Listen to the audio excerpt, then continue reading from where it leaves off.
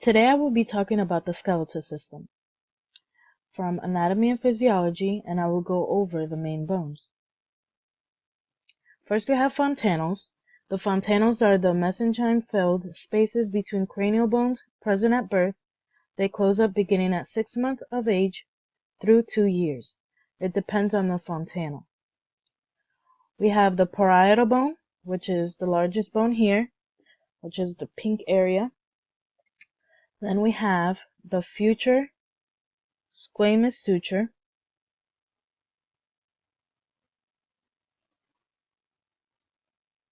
which is right here.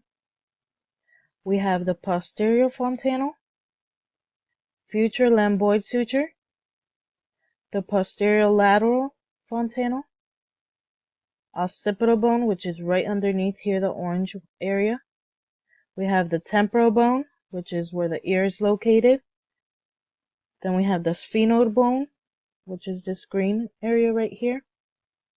We have the anterolateral fontanelle, frontal bone, future coronal suture, and then the anterior fontanelle. So we have 4 fontanelles, which are in the back. We have 2 in the back right here, right there, and 2 in the front, and right there. We have sutural bones, which are small extra bone plates located within the sutures of the cranial bones. Sutures are the jointed area where flat bones come together. So here's the coronal suture, right here in the front, right behind the frontal bone. We have the sagittal suture, which is right in between the parietal bones. Then we have the parietal foramina, which is the back area. We have the sutural bone and the occipital bone. We have 5 main types based on shape. We have the long bone, which is greater seed length than width. We have a short cube-shaped bone, a flat with thin layers of parallel plates. We have the irregular with complex shapes, and we have the sesamoid shaped like a sesame seed. So an example of the long bone will be the humerus, which is this bone right here, located in the arm. Then we have a short bone, like a trapezoid, which is in the wrist. We have the flat bone, which is an example is the sternum. Then we have an irregular bone, which is the vertebrae. Then we have the sesamoid bone, which is the patella, located in the knee.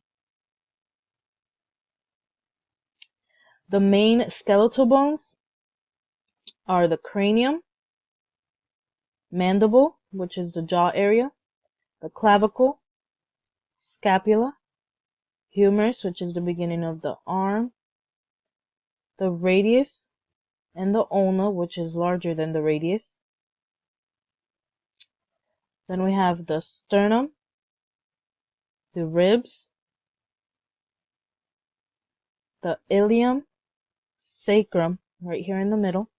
Underneath that, the pubis, and underneath that we have the ischium.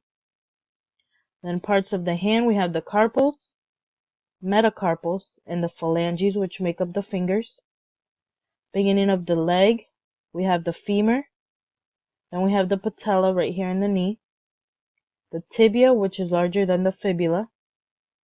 Then of the foot, we have the tarsals, metatarsals, and phalanges again. Here are the parts of bone. We have the periosteum, which is the tough outer layer of the bone, which contains the blood vessels right here in the outer. We have the compact bone, which is the dense bone made of osteocytes, which is this one right here. It's the one that's strongest. We have the spongy bone, which is lighter and less dense than the compact bone, but it's still strong, and it's the bone that usually absorbs most of your body weight when you walk or when you jump. We also, right here in the middle, we have the bone marrow, red and yellow. Red, which makes the red blood cells and the yellow, which is mostly made of fat.